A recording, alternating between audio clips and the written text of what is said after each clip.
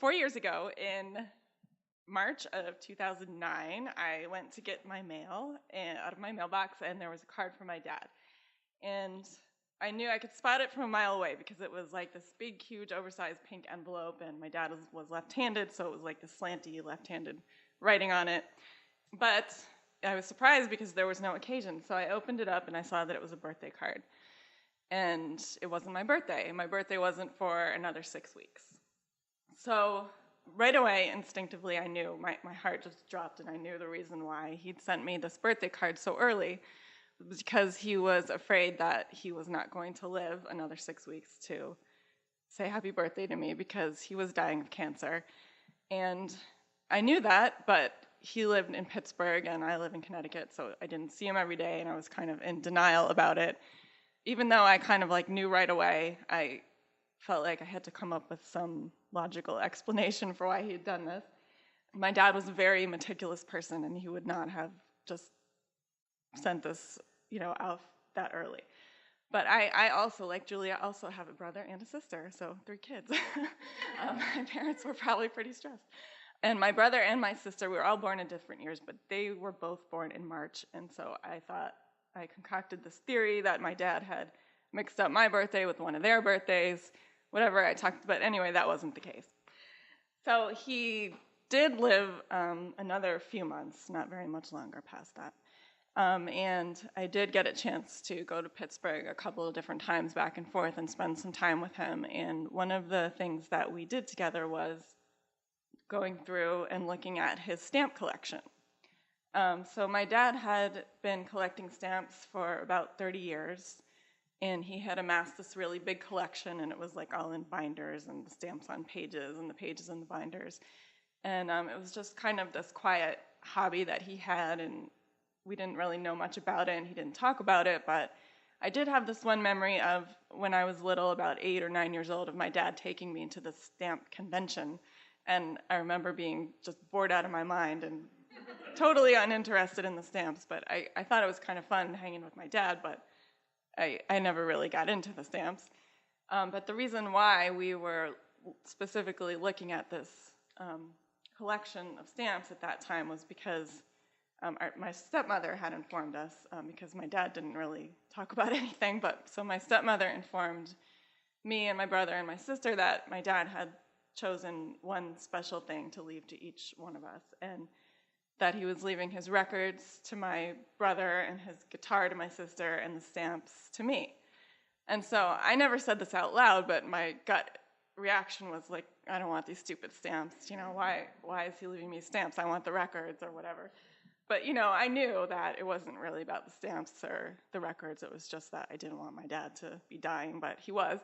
So I'm there, and I'm visiting him, and we went through the stamps, and he showed me how to put them in the books and all that. So that was it. He didn't, that was pretty much the last time I saw him, and then I was there when he passed. We were all there.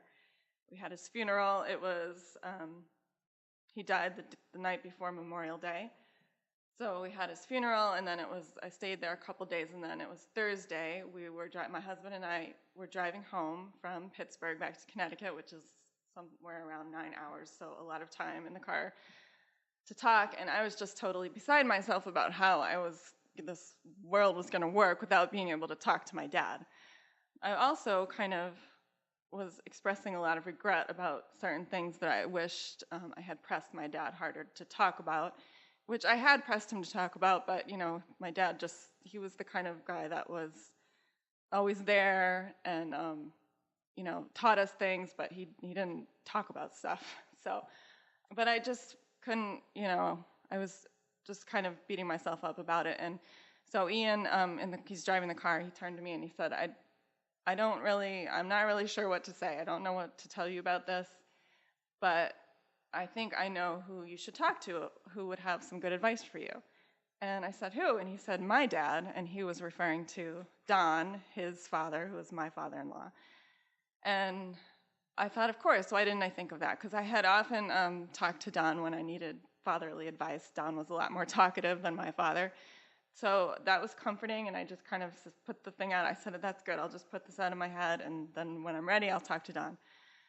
So we got home. We're just exhausted. I dragged the suitcases in, crawled into bed. The next day was a Friday, and I said to myself, well, even though it's the last day of my work week, I need to go to work and just get right back into my routine. This is what my dad would have wanted. And in fact, one of the few topics that we could actually talk about in detail was my job. He was an engineer, and I became an engineer, and he used to have endless questions for me about all these technical things. So it's Friday, I go to work, I get some work done, but then in the middle of the day, I'm kind of staring off into space, and I couldn't concentrate, so I took the rest of the day off. The next day, Saturday, I forced myself to wake up at a normal time. I got to get back into my routine. This is what Dad would have wanted. So I take a walk. I'm looking at books. I'm doing stuff. My cell phone rings. It's Ian, my husband, calling me right away. He works nights and weekends, so this was a very unusual. And we're not the kind of couple that's calling each other 8 times a day. So I see that he's calling, and I just think, oh no. And I had this sinking feeling. It was like a similar sinking feeling to when I saw the birthday card from my dad and it wasn't my birthday. So I answered the phone and Ian says, I just got this call from New London Hospital and my dad is there and they won't tell me why and I have to go there right away. I'm coming to pick you up, so get ready. Okay, so at this point my brain is totally scrambled. I just went into this weird frozen fear and manic overdrive at the same time.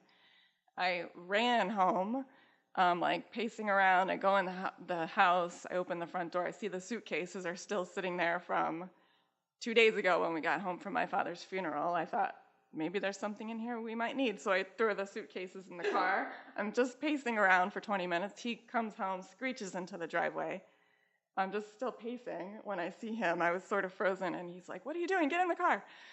So he gets out of the one car, and the other car, I get in the car. We're driving. He's driving like a maniac. I tried to get him to pull over and let me drive, but he was having none of that. So the whole time, so this car ride was excruciating, and he's not only driving like a maniac, but also over and over calling with his cell phone, calling his family members, calling New London Hospital, trying to get anybody to tell him what's going on with his dad, which we had no idea. So finally, he got the news. His mother told him that his father had had a heart attack and died. This was halfway there, so then we rode the rest of the way in complete silence. We get there, and he was already gone.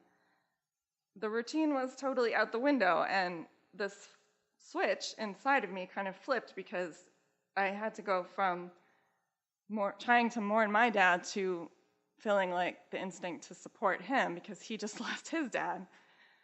But, we supported each other, we helped each other through it, and that summer, I have no memory of anything that occurred. It was a total blur.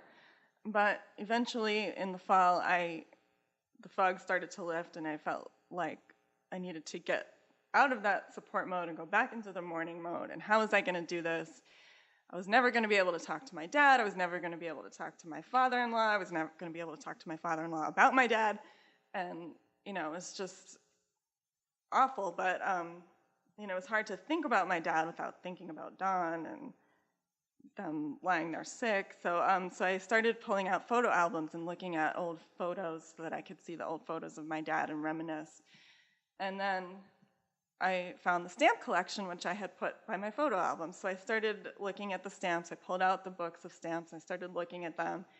And I realized that the stamps were really fascinating and educational and beautiful, and so much thought went into the design of each one, and I just really got lost in these stamps, and it wasn't really like I didn't feel like I was channeling my dad or anything, but it was just very comforting, and I really got into the stamps, and I called up the post office, and I renewed the stamp subscription so that I could keep adding to the collection. And so I was talking to my stepmother, and I was telling her, how much I was enjoying the fact that he had left me these stamps and how much I liked them. And my stepmother said, your dad really wanted you to have those stamps because he knew that you would be the one to appreciate all the tiny details in the stamps and enjoy them. And he was right.